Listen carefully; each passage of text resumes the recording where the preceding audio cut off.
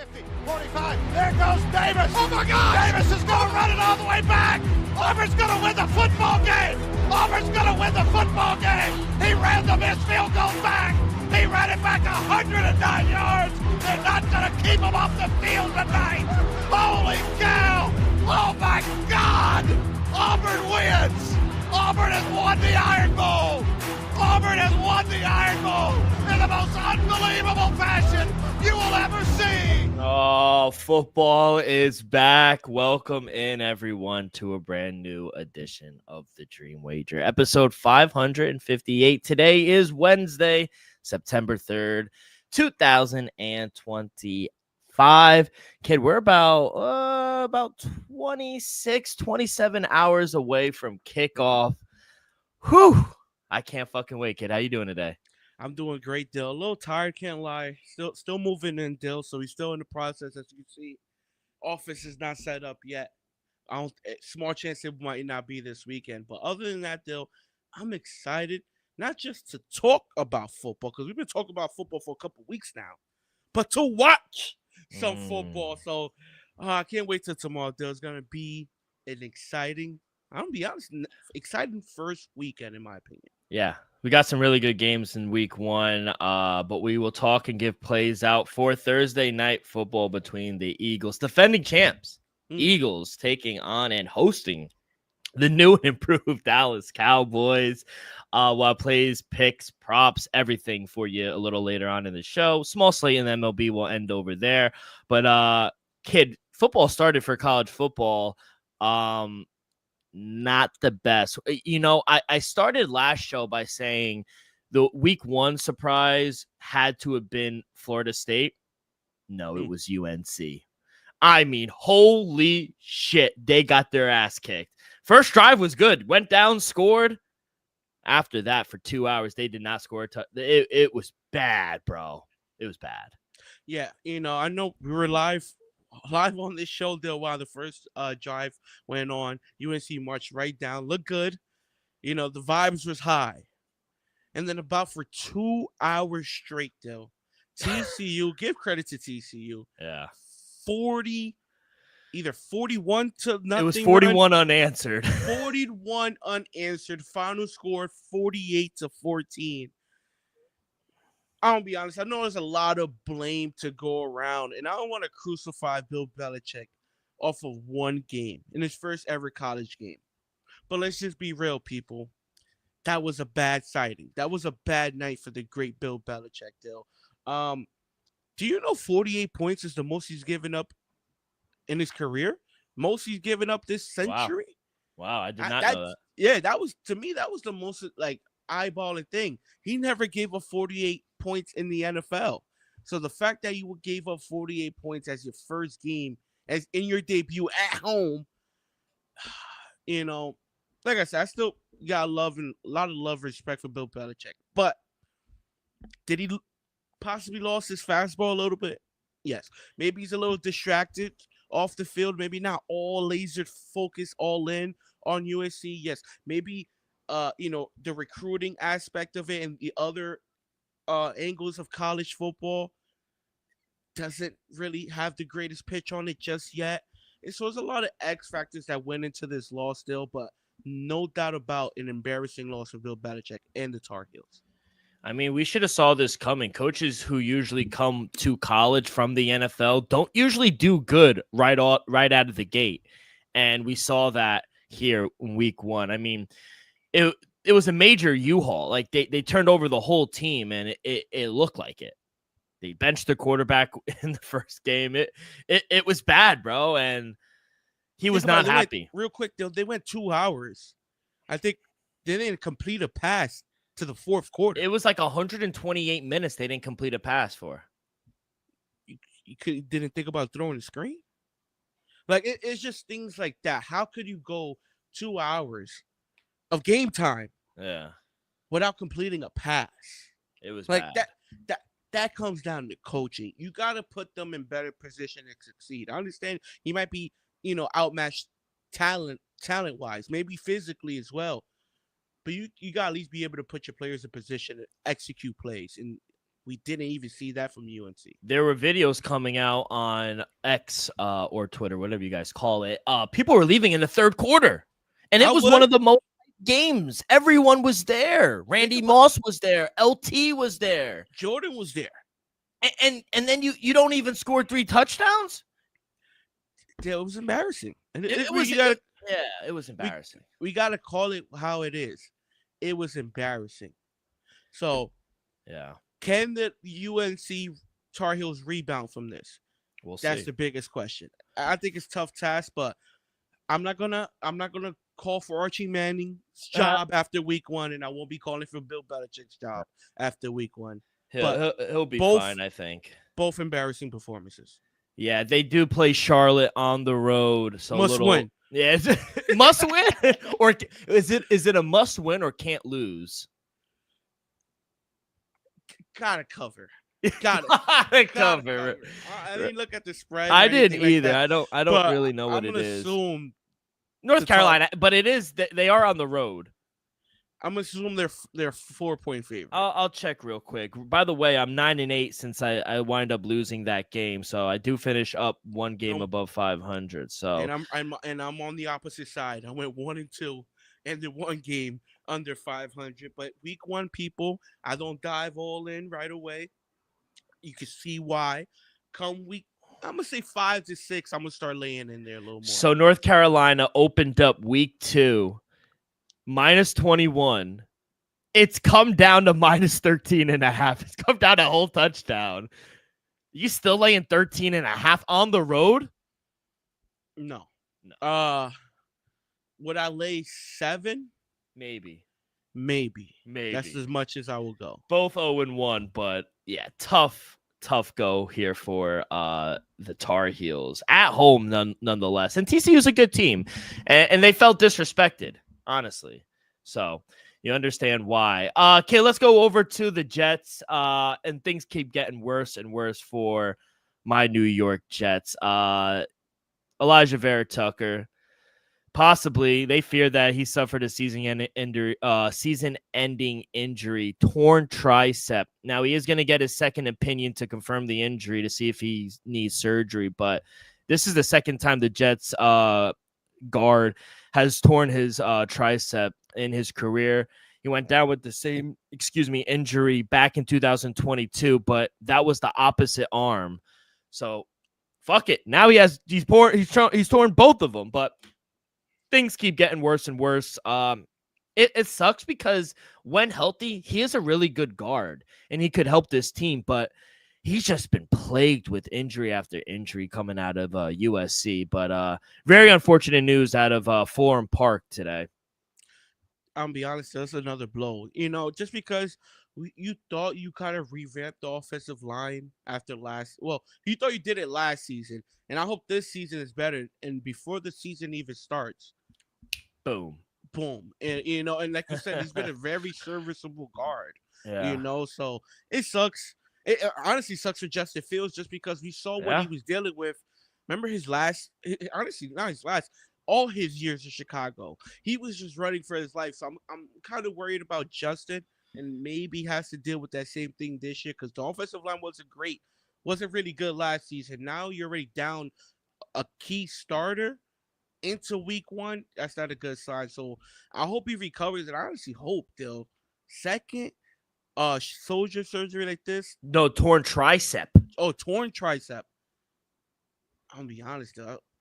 And he tore the opposite one 2 years ago. He's crazy. He might be able to come back like week 12, week 14. No, but what if we're like 2 and whatever? It's over. Yeah. So you know what I mean? It's just we need someone to plug in the right guard immediately. It just sucks that is that injury. Like that's an uncommon injury for the position. And he did it twice. And he did it. And now it's both arms. So very unfortunate going into week 1, but hopefully he does recover. Real quick, kid, I got some NBA news I wanted to talk to you about. Shout out PJ Washington. 4 years, $90 million contract extension with the Mavericks. I felt like he just got paid like the last year or two, and now he gets a 4-year extension, little over $20 million a year. And that's right after the whole viral video with Brittany Reiner. So, I mean, it was crazy. So shout out him, and I think he deserves it. He's a good ball player. Yeah, definitely deserves it, Dale. He was definitely, we saw him, especially during the finals run. He's a I'm not gonna say valuable, but he's a solid role piece still. Some days he could give you 15 to 20 a night. Some days he could give you a couple blocks, 8, 10 plus rebounds. He's just not as consistent as you want him to, Dale. But at the end of the day, shout out PJ. Great deal for him. Great deal for the Mavericks, Dale. Let's not forget, no state tax in Dallas. So I guess Brittany Reiner was hearing about that deal coming up, and that's why she was pissed off. So shout out PJ. Shout out his free agency. Still young, by shout the way. out his agent too. Yeah, shout out his agent, and hopefully he gets another long-term deal in 4 years. Are you still high on the Mavericks? Not as high as you, Dill, but I gotta at least be real. The only thing that's keeping me from saying the Mavericks are a dark horse contender is health. Mm-hmm. If you tell me Kyrie Irving's gonna play, let's just say from the All-Star break on, Anthony Davis is gonna play, let's just say 65 out of 82 games. Cooper Kupp, I'm not as high as you on Cooper, but I do think he's something. Cooper Flag. Cooper Flag. You're like so into football, baby. Yeah, I love it. I do like Cooper Flag. I just don't think he's an all-star caliber player today.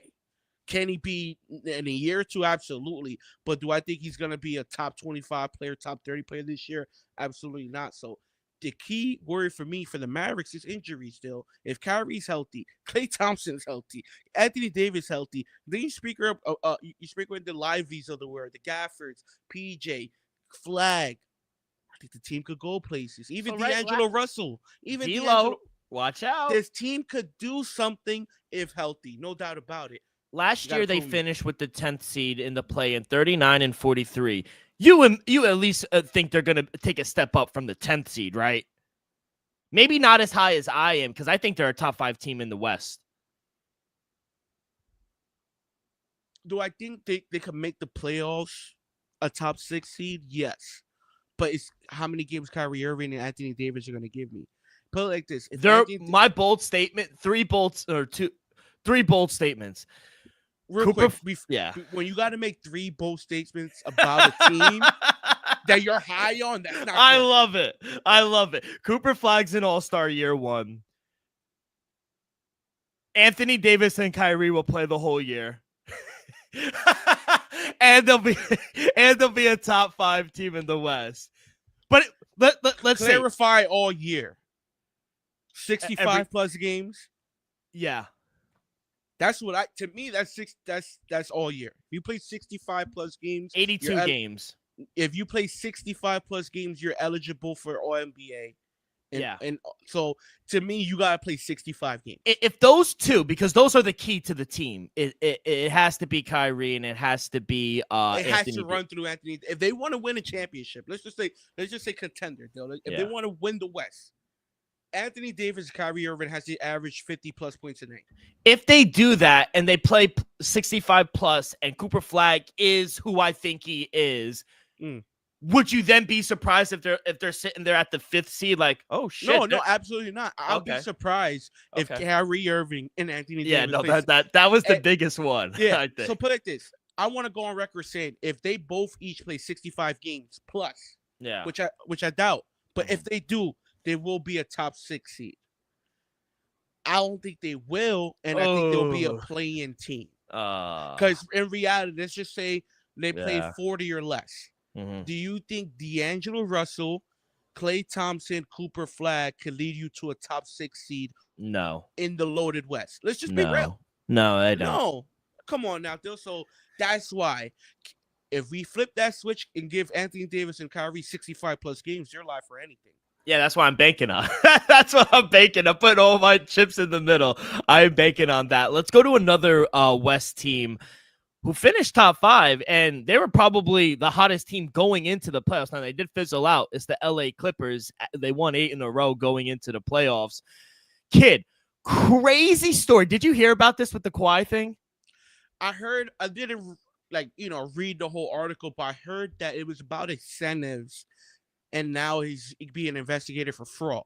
Yeah, so let me explain. So Yeah. First of all, I was also really shocked that he went to LA Clippers. Now I know he's from there. He went to San Diego State, but the Clippers, I thought he would go to the Lakers. Of course. And everyone was like, "Oh, well, it was kind of weird." So Steve Ballmer, shout out Pablo Torre, though. He went from like being on Around the Horn to like one of the best fucking sports investigators in the world. He dropped a bombshell. He went on his podcast and he was saying how Kawhi Leonard reportedly signed a $28 million endorsement with a fraudulent tree planting company that allegedly went bankrupt and went under. And it was funded, that company was funded by Clippers owner Steve Ballmer to basically circumvent the salary cap. So that 28 million under the exactly. He was getting 28 million under the table. So Pablo Torre is just a fucking maniac that he was. He went and then started investigating. And once you file for bankruptcy, that company's legal documents are public. You and I could actually go out and see it. So he went and looked on it, and underneath, he saw 5 LLCs that you were getting money to, and one was KL2 something. It's like a shell company. It was like KL2 LLC. Kawhi Leonard, and what number does Kawhi wear? 2. So it was broken down into 4 years, $7 million per year. And it was a no-show, no endorsement. Like, you didn't need to go and make advertisements. Hey, this tree company, and that was how they were getting underneath the salary cap. Pablo Torre interviewed one of the people who used to work for this so-called company. And she goes, allegedly it was a girl, and she went on record and said, yeah, all he had to do was just sign the papers, and if we had any questions about it, we weren't able to ask because it was to basically make the salary cap for the Clippers underneath the table, essentially. And now they're being investigated. Shout out Steve Ballmer for getting a deal done when needed. I ain't mad at Kawhi Leonard or Steve Ballmer because I know things like this happen at all levels. Oh, 100%. This just came out. Every fucking owner does this. Yeah. So, am I surprised this happens? Not just to Kawhi, but around the league. It just happens to be the Kawhi first? Absolutely not. Are more bombshells are gonna come out? Hopefully, because I guarantee there's a handful. Maybe dozens of teams out there, not just in the NFL, maybe the MLB, maybe NBA, NFL, and other leagues, in my opinion, that does this type of thing. So trust me, there's a lot of players out there that took, noticeable discounts throughout the years. Maybe they're getting some cash flow from a shell company and these LLCs. So shout out Steve Ballmer for taking care of his guys. I'm not mad at it. Like Dylan always says, if you ain't cheating, you ain't trying. It's just crazy. Like, you traded away a guy who just won the MVP, Finals MVP. Wait. You can't say it like that because at the time the potential was there for Shea, but never once in 2020 did you think Shea was going to be the MVP. No, but in hindsight, hindsight's 2020. I understand, Dill. They traded away a guy who just won the MVP, Finals MVP, plus 5 first rounders for Paul George.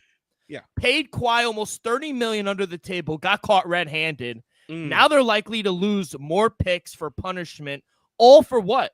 To lose 2 Western Conference Finals in 6 seasons?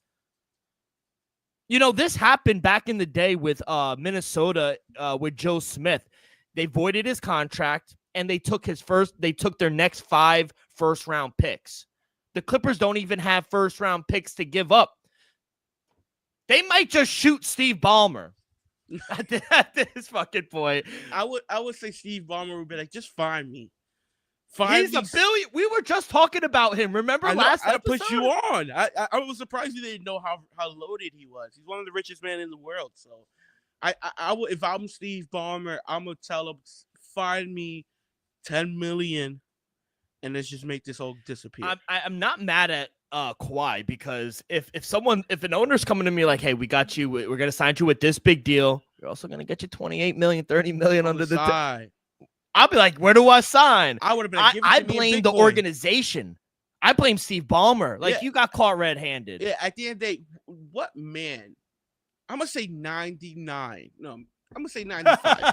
95% of men are not gonna turn down, first of all, millions of dollars, but also millions of dollars on the side to do nothing. Nothing. It was a no-show endorsement deal. Like, you never saw Kawhi go on his page talking about, you gotta buy this water. Steve Ballmer's water. Yeah. The best water in LA. Nothing. So he was getting $7 million a year. Let's just say 3.5 after taxes. Doing nothing. Where do I sign? Right? Come on now. So I ain't mad at Kawhi. And no, it's not Kawhi's fault. And I'm not mad at Steve Ballers. It's just he got caught. Steve Ballers, because he got it like that. He could knock off with these shells companies, hit them under the table. It don't matter. As long as we under the luxury tax. Shout out Steve Ballmer and the Clippers. It was crazy because obviously the media companies, they were like, oh, they went to the organization and asked the Clippers for comments on it, and they said that this was probably false. They did not know at the time that they had over 3,000 pages of documents and 7 sources, but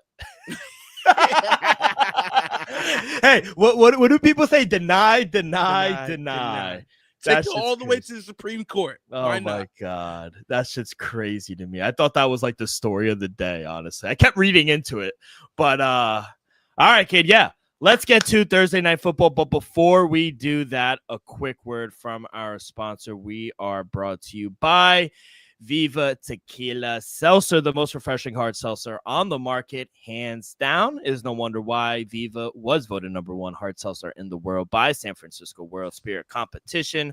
With only 88 calories, 0 carbs, 0 sugar, and a light 4.5 ABV. Viva is the perfect drink for your post-game celebration, as it was created with that active lifestyle in mind. We flavor tequila seltzer because flavor is the spice of life, and we like our drinks with just a kick, just like how we like our lives, whether it's Huckleberry playing a round of golf with the boys or an elderberry watching Thursday Night Football. It doesn't matter. Our favorites pair perfectly with that Artisanal Blanco tequila for that subtle and refreshing drink. I believe here at the Dream Wager and at Viva is to live long, live well, and live it up. All right, kid. I've been dying to play this song.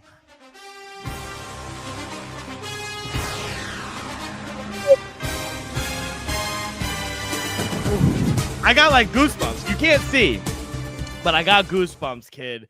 We have finally made it. Thursday Night Football. Cowboys at the Eagles. Banner night. You heard Nick Sirianni. He said we don't even care about banner night. We're on the 2025. I love that. I was very off on Nick Sirianni, but I'm back in on Nick Sirianni now. I think he's a good coach. Eagles laying 8.5 at home, -430 on the money line. If you like the boys, +8.5. If you like a money line, a little D-gen play, +340. Total is at 47.5. We will start with the side. Kid, I am a good host. I will let you lead it off and lead 2025 season. What do you got? To be honest, still, 7.5 throughout the week. Now at 8.5 now. Let's just be honest, people. That's a lot of points. I understand the Cowboys just traded away Micah Parsons. Maybe not the highest vibes in the locker room right now. Maybe some resentment towards the front office and Jerry Jones. But I think this is a rivalry, people. This is the Dallas Cowboys versus the Philadelphia Eagles. There's no doubt in my mind. Philadelphia Eagles is a much more talented team. I think they got even better coaching staff. Down to the coaching staff, I think the Philadelphia Eagles are better. But 8.5 points still. Dak, CD, George Pickens, they're healthy. I think the offense could put up some points against this defense. Don't get me wrong. We saw this defense take off midseason last season. I'm not sure if that's the same intensity they're going to bring week 1. We understand it's ring night. Like you said, so-called banner night. I think 8.5 points as of right now is too much. I'm going to stay away. But I hate to say this, I do lean the plus 8.5 with the Dallas Cowboys. We need a play because I'm actually documenting. I have a spreadsheet out. 2025 records. I say I do this every time, and then I wind up losing the paper. I wind up not keeping track, but I'm keeping track as we do it now. So, week 1, Elvis. I need a. You're taking the boys, right? Realistically, 8.5 points is too much for week 1. Like, do I see a blowout cooking? No, I don't expect either offense to be riding on all cylinders. But would I be surprised if the Cowboys, lose 20-27? Absolutely not. Would I be surprised if it's like a 23-27 game, 20-24 game? Absolutely not. So I'm not going to go official deal, but for the show on writing, give me the boys plus 8.5 on the road, Dill. All right. Elvis is taking the Cowboys plus the 8.5. Kid, I can't take it. I'd lay it here with the Eagles. I mean, I don't see them stopping the Eagles. I really don't. Running the ball, by the way, they have the best running back in the league. It's called Saquon Barkley. I just, without Micah Parsons, do you really expect them to slow it down? I think Cowboys will move the ball. Maybe not with CD, and we'll take a look at his prop in a little. But George Pickens, I think he could actually have a big game. But outside of that, them kind of moving the ball a little bit, I don't expect them to score many points. So I don't think there's a way to win here for the Eagles. I think it's a great teaser spot as Cowboys? Well. Or the Eagles. You get them down to minus 2.5. Even if you think it's a 1-score game, they're going to win by 3, in my opinion. I think 8.5 points is too much delay for week 1. This is probably one of the highest point spreads for week 1 as well. I wouldn't be surprised. This is a top 5. It is. Top 3. Yeah. So, but do you really? I guess it doesn't really surprise me, though. I'm not surprised by it at all. All I'm saying is that I don't think any team. Put it this: I don't think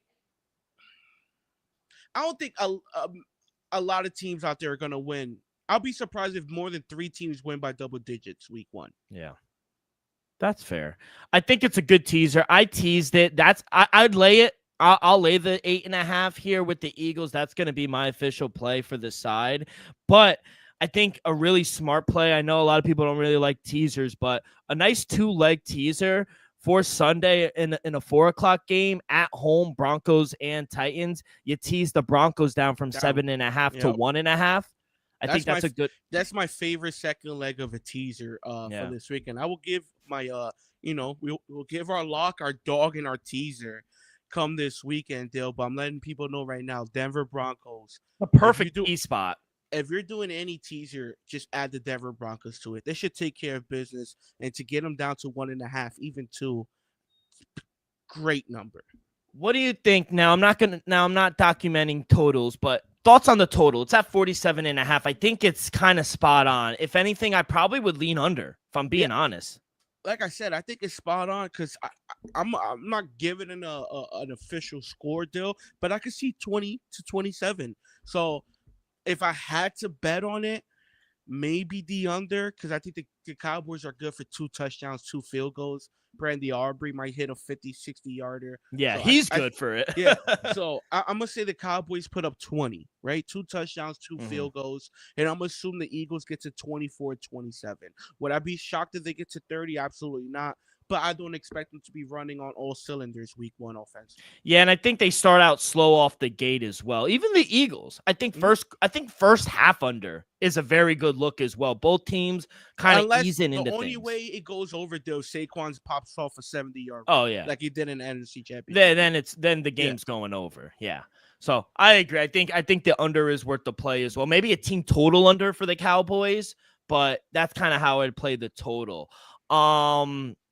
before we get to props, this news segment is brought to you by Props.Cash. The best way to research your player props, Elvis and I have been using Props.Cash for over 2 years now, and it's helped us find an edge in several player prop markets on the web or in the Props.Cash app. You get quick visual data on player trends, matchup history, recent performance across every major sports. They're even working on UFC as well. Clean, reliable stats that really make it easy to spot value. Plans start at just $19.99 a month, and right now you could get 25% off your first month with code DREAM25. That's DREAM25. So download the app, not now, but right now. Sign up with the monthly subscription. Use code DREAM25, and you'll be paying just $14.99 your first month. Level up your prop research today at Props.Cash. Elvis, my first prop, I'll lead us off, kid. I love Nolan Smith of the Philadelphia Eagles to record a sack. It's at -114. It's a banked up offensive line, and this defense is going to be flying. You could get that at -114. I just don't trust that offensive line for the Dallas Cowboys. I expect Dak to be running around, running for his life, and I just think he is going to have a really good game. Not just Nolan Smith, everybody on this team. So Props.Cash has this projected for 80%. He ended the season over 60%. 6 of his last 10, he recorded at least 1 sack. He had 2 sacks versus Green Bay as well. Yeah, I think Nolan Smith, that is my first prop, kid. Nolan Smith to record a sack at -114. I love it, though. I love Nolan Smith. I think he's a solid pick, though. Anytime sack, love it. Dill, this might be my favorite player prop of week 1, Dill. Wow. On Thursday. It might be. We'll see how we feel about it come Friday. But, Dill, you know how I feel about AJ Brown. I think he's great. But Devontae Smith has been consistent since coming out of Bama. Former Heisman winner, by the way. We saw him have a huge Super Bowl. Basically, game-ending touchdown, if you want to call it, with the huge 50-yarder up the middle. Still, I think Devontae Smith gets a couple targets. I think he gets a deep shot as well. We're gonna see him running open over the middle, just because I feel like most of the attention will be focused on AJ Brown. Give me Devontae Smith over 55.5 receiving. People, we know we love tailing our loyal listeners. You know we love tailing Devontae Smith. Anything under 63.5. 62.5. I think it's a bet because he's going to average between 60 to 70 yards a game. Yeah, it's going to be a couple games he go under this 50-ish mark, but majority of the time, people, he's going to be around 60. Give me Devontae Smith over 55.5 at -110. Love that play, kid, because I am taking a different route, but give me Devontae Smith over his longest reception at 21.5 yards. Oh, I love Devontae Smith in this game, kid. He's gone over this in 5 of his last 8 games heading into the season. And head-to-head, he's hit this in 5 of 8 games against this Dallas Cowboys team.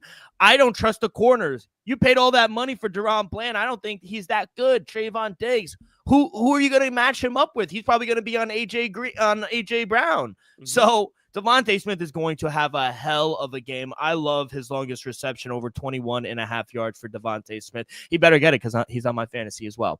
But other than that, what else you got, kid? Just for Thursday night, Dill, that's all I got. They didn't want to go too far. They didn't want to stretch my wings too much. Like I said, give me the +8.5 with the Cowboys. Heavy lean. Not official, but for the show, Dylan got it on paper, so I guess it's kind of official. But real play, give me Devontae Smith over 55.5 receiving. Yeah, I am going to fade Dak Prescott. Like I said, I just don't think he's that good. I love the corners that they got. Quinion Mitchell is going to lock up. Who is he going to lock up? CeeDee Lamb. Lock up that's a statement. See, that's a bold statement. You could say the words like contain, not lock up. You're gonna lock him up. Watch. Come on. I'm gonna go under 70.5 yards for CeeDee Lamb. and I'm going to correlate that with Dak Prescott under 250 receiving yards. He ended the season going, what I say, receiving yards? Yeah. Passing yards for Dak Prescott, under 250 passing yards. He's gone under this number in 3 straight, ending the season.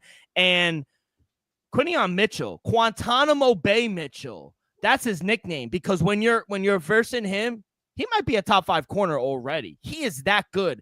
And against one-on-one best receivers, he usually does really good. So I'm going to get the number for you, but receiving yards. Nope, that is the wrong thing. Receptions, no receiving yards. Okay, yeah, CeeDee Lamb here. Now, it's at 73.5. Head-to-head, how many times he's versed the Eagles 6 times in his career? How many times do you think he's gone over this number?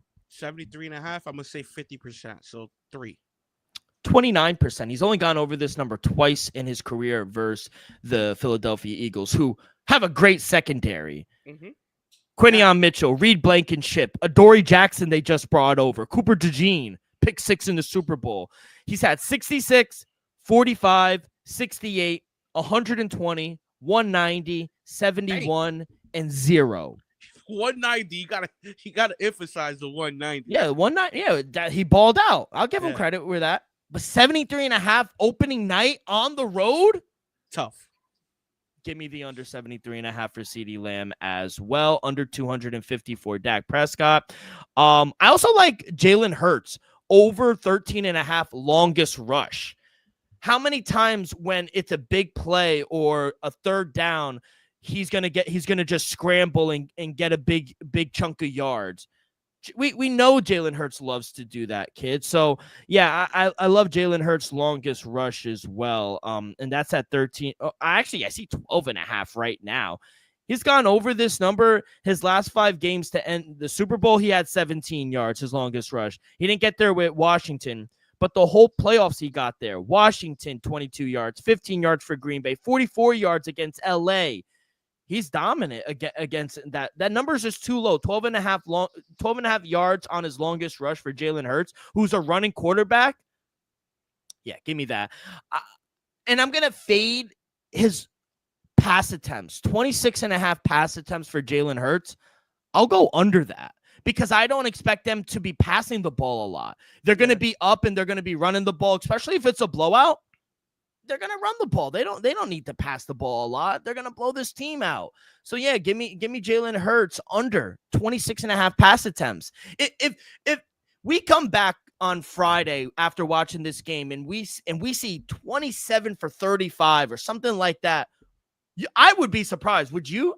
If this 27 for 35, the Cowboys most likely covered the game. Exactly my point. And the way I think, and that's just not the way I see the game going down. So yeah, kid, I'll do it all over again. Got Eagles laying the 8.5. That I like them in a teaser as well. Nolan Smith to record a sack. Dak Prescott under 250 passing yards. Jalen Hurts over 13.5 longest rush. Devontae Smith over 21.5 longest reception. CeeDee Lamb under 73.5 receiving yards, and Jalen Hurts under 26.5 pass attempts. Woo! All right, kid. I love the energy. Yeah, for coming out hot week 1. Season. Yeah, I'm gonna give you another lead. One play I might take official, but I'll probably just stay away. Like I said, I'm not trying to go too heavy. Game 1, week 1. But Dill, I agree with you. I think they will be running the ball late. Give me Will Shipley over 9.5 rushing yards. I think he's live to get at least 20, 25. Wouldn't be surprised if he gets, 5 attempts rushing, maybe. We'll see. I don't think they're gonna milk Saquon like that, especially if they have a lead in the 4th quarter. I expect Will Shipley to come in and have some touches. So 9.5 yards, I think it's a little short, especially if you and others feel like the Eagles are gonna run away with this game covering the 8.5. So is your prop of the week Devontae Smith over his reception yards? It honestly is definitely of Thursday Night Football, but it might just be of the week because I love it. Out of all the props what number is it at? 55.5. 55.5. All right, I'm locking it in for you right now because that's what we have. But my favorite, I'm gonna take Nolan Smith to record a sack. That's my favorite. I'm gonna take Nolan Smith to record a sack. That's my favorite prop. I'll lock that in for my prop of the week as well. Nolan Smith to record a sack. Anytime sack. All right, cool. All right, kid. We'll end it with a little baseball. We got a short slate on a Thursday. We only got like 7-8 games, but only game I really liked. We got a great pitching matchup here for tomorrow against the Pittsburgh Pirates and the Los Angeles Dodgers. We got Blake Snell on the road taking on against Paul Skeens, who's gonna win the Cy Young. I mean, he's just so fucking good. Minus 126 for the Dodgers, plus 108 for Paul Skeens at home. Pittsburgh has been playing really well. Snell has been pitching really well. Totals at 7. Kid, I know it's low, but it's low for a reason. I trust the market. I would take the under. I think we see a 3-1, 4-1 type of game. I do lean Dodgers. You're getting a really good number here at the Dodgers. But Pirates have been playing well. You got to give them credit. But with Paul Skeens on the mound, I think we see a very low-scoring game. Give me the under 7 for tomorrow. What do you got? Yeah, short slate tomorrow. Don't really have a lot. Monday, Mariners smoked us. Well, yesterday Mariners blew it. Good entertaining game against Tampa, but Tampa won 5 straight now. Who would have thought? Not me. I'll lean Kansas City Royals. They're minus 160 juice with Seth Lugo on the mound, so I'm not gonna say take the Royals. Shout out Kyle Hendricks, but kind of lost it a little bit, Dill. I do like Minnesota at home against Chicago, but Dylan's advising me to stay away from that. I'm gonna be honest, Dill. I might just take a dog of the day. Give me the Houston Astros plus 110 at home versus the New York Yankees. For some reason, New York Yankees have been playing well. They'll give them credit on that. But versus these, other playoff caliber teams, New York is under 500 on the year versus the Astros, versus the Blue Jays, versus the Red Sox. So I'm going to keep going with that trend. Give me the Houston Astros at home plus 110. I love it, kid. Thank you so much. Hey, enjoy the game. Really lock it in. I honestly hope I don't fall asleep. Oh, kid, you gotta drink. Get a cup of coffee. I know I'm coffee gonna really. I'm gonna take a nap. Oh, okay. I should be out. I should be home by 2:30, 3 o'clock. Take a nap from 4 to 6:30. Hopefully. Yeah. Hey, and if it's a blowout, you could go. And if your prop hits, going right. As soon as Devontae Smith goes over, I might just go to sleep. Unless it's a game. We'll see. There's a game Friday. There's a game Sunday. There's a game Monday. Every day of the week. Every day. I fucking love it, kid. Well, good luck. Enjoy the game. Hey, and program alert, by the way, we will see you back on Friday for the rest of the plays for week 1. We'll have our lock, dog, teaser, prop of the week, everything. We are locked and loaded. But thank you guys so much. Enjoy the game. Good luck on all your bets. And we will see you guys on Friday. Peace.